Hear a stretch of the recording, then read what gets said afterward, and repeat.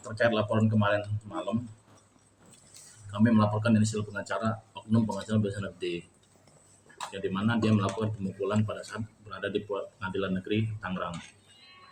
Nah, jadi apa yang kami laporkan dia udah sempat bantah sih sebenarnya hari ini gitu kan. Dia mengatakan bahwa dia cuma menepuk saja. Kalau dia menepuk saja itu tidak akan terjadi memar dan tidak akan merasakan sakit. Ini masih sakit sampai sekarang. Saya tidak berasumsi yang lain-lain. Kalau dia bilang hanya hello sama saya, nggak mungkin caranya begitu. Banyak cara lain kok. Kan begitu aja sih yang perlu saya sampaikan ke dia gitu kan. Kalau dia berbicaranya kata dia tidak ada niat buat mukul, hanya kesalahan dia punya hello, ya bukan itu. Awalnya dari awal di persidangan dia sudah menghadik saya, gue tandain loh. Kan berarti udah ada niat. Dan itu ada, rekamannya ada, dan itu kan live kan. Rekamannya pun ada. Jadi nggak ada yang lain-lain. Saya nggak kenal dia kok, siapa dia gitu kan. Orang saya tahu dia pengacara tuh setelah kasus Agus ini aja. Maksudnya terlalu arogan. Nggak apa-apa. Saya memang bukan pengacara, karena memang saya bukan pengacara. Saya hanya aktivis Hajar. Saya orang LSM Hajar. Nah, yang dimana saya pasti ada di situ gitu. Gimana adanya timnya Bang Farhad Abbas, saya pasti ada di situ gitu kan. Dimana tim hukumnya pembela orang lemah PKL, saya pasti ada di situ. Karena saya kan dari tim Hajar Hukum Jamin Rakyat. Jadi apapun yang dia bantah, semalam udah kita laporkan di Polres Tangerang dan itu langsung diterima. Saya nggak pakai ayu babibu dan mereka terima dan saya langsung diantar ke Rumah Sakit Umum Tangerang Kabupaten Tangerang untuk visum dan itu hasilnya udah ada dari mereka. Ya udah biarlah berproses. Karena saya sama sekali nggak kenal, kecuali kalau saya kenal dia. Kayak saya kenal dengan Mas Jaldi ini. Oke, dia boleh begitu kan. Tapi ini kan saya nggak kenal dia.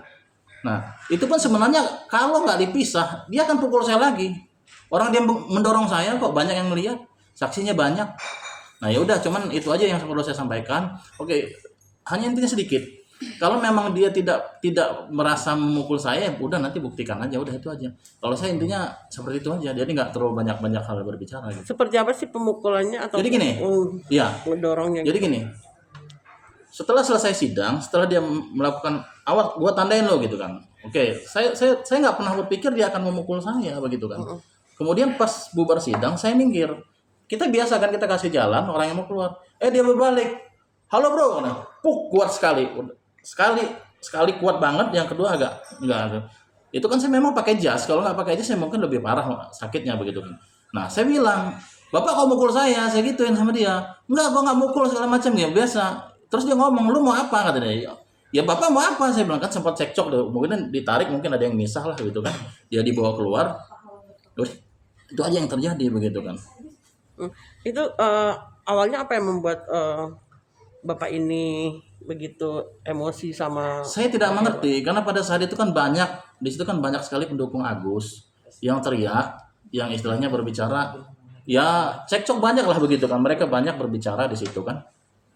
Ya mungkin salah satu karena saya yang berdiri di situ agak dia lihat karena saya memvideokan, karena memang saya harus memvideokan itu karena kita kan supaya buat dokumentasi itu pada saat persidangan.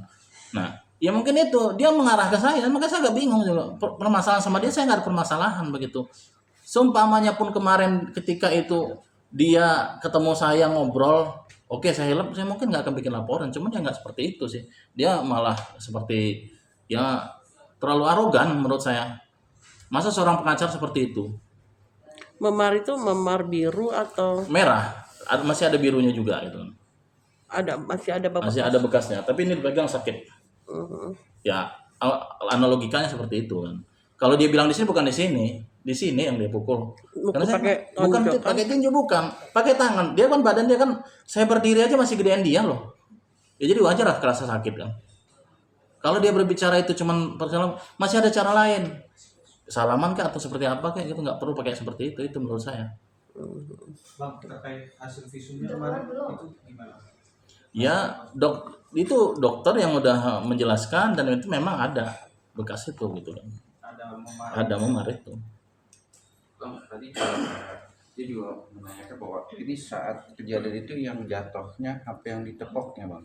Yang begini, yang ditepok. Bukan yang jatuhnya. Nggak ada yang jatuh. Nggak ada yang jatuh. Tadi bilang pas ditepok ada bang jatuh takut. Nggak jatuh, nggak ada yang jatuh. Saya nggak jatuh. Jadi dia mau nepok saya sekali, 2 kali.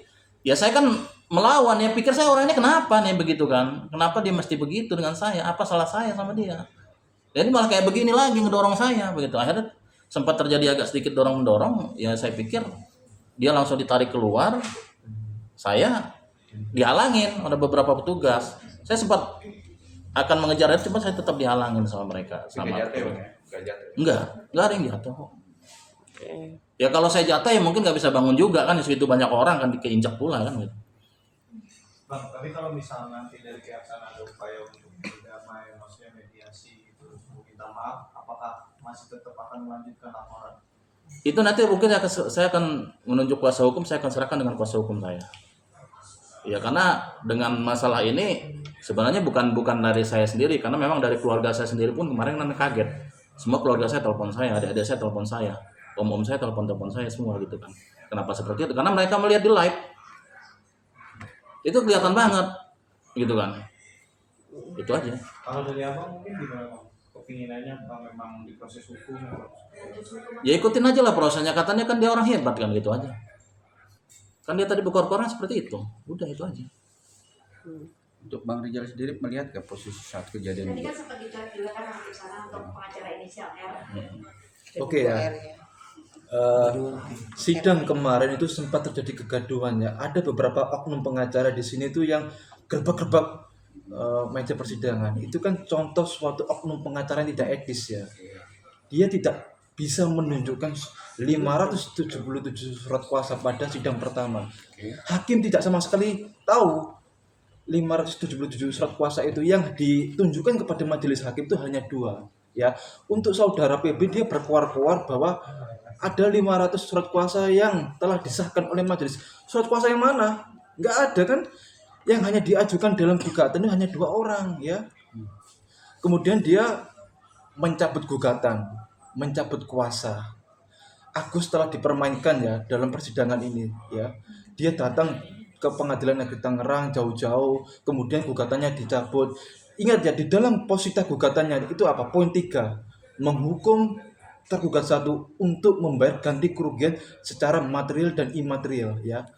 Poin keempat, menghukum tergugat 1 Agus Salim, menghukum tergugat 2 Denny Sumargo, menghukum tergugat 3 Yasir Pampatuli Kemanusiaan untuk melakukan pengobatan uang itu sesuai dengan hasil polling ya. Artinya apa? Harus dipelajari terlebih dahulu dalam membuat surat gugatan itu. Apakah benar ya Agus ini melakukan perbuatan melawan hukum ya? Pasal 1365 itu harus ada kesalahan yang menimbulkan kerugian kepada Agus itu. Ya. Di sini letak unsur perbuatan melawan hukumnya Agus di mana? Ya. Apakah memenuhi pasal 1365? Ya. Jadi kalau kita baca bersama dengan tim pembela kaum lemah ini, rupanya pengacara donatur tidak mengerti terkait membuat gugatan, apalagi gugatan ke MH ya. Apakah donatur dirugikan ya terkait perbuatannya? Apakah Agus memenuhi unsur pasal 1365? Enggak kan, sementara uangnya diduga ya sudah beralih ke pihak lain. Jadi harus dipahami, janganlah kita itu sebagai oknum pengacara menggugat sana kemudian mencabut kuasa lagi, dipertanyakan 500 surat kuasa itu apakah ada atau tidak ya. Maka kita sudah mengajukan upaya hukum untuk melaporkan terkait dugaan tindak pidana pemalsuan surat atau dugaan tindak pidana keterangan palsu ya terhadap beberapa oknum pengacara ini ya. Kalau memang itu memenuhi unsur ya kita serahkan pada proses hukum, biarkan hukumlah yang berjalan menentukan peristiwa pidananya apakah memenuhi unsur atau tidak itu.